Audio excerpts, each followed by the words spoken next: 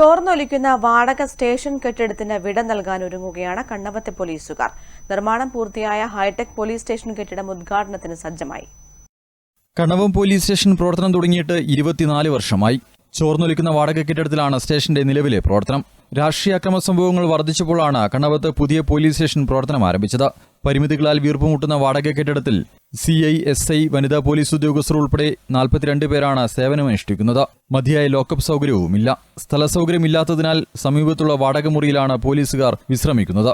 നിലവിലുള്ള സ്റ്റേഷന് സമീപത്ത് തന്നെ കണ്ണവം വില്ലേജ് ഓഫീസ് പരിസരത്ത് വനവകുപ്പിൽ നിന്നും വിട്ടുകിട്ടിയ 27 സെന്റ് സ്ഥലത്താണ് KK ശൈലജ MLAയുടെ ഇടപെടലിനെ തുടർന്ന് സർക്കാർ അനുവദിച്ച 2.44 കോടി രൂപ ചെലവിൽ കെട്ടിടം പണിതത്. 8000 സ്ക്വയർ ഫീറ്റിൽ അത്യാധുനിക രീതിയിലുള്ള സ്റ്റേഷൻ കെട്ടിടമാണ് നിർമ്മിച്ചിട്ടുള്ളത്.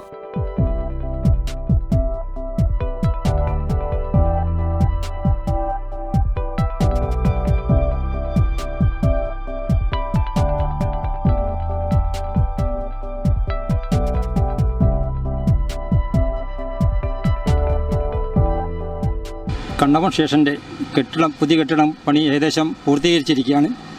ഏകദേശം 22 വർഷത്തിന് മുന്നെയാണ് കണ്ണവം സ്റ്റേഷൻ കണ്ണവത്ത് ഉദ്ഘാടനം ചെയ്തത്.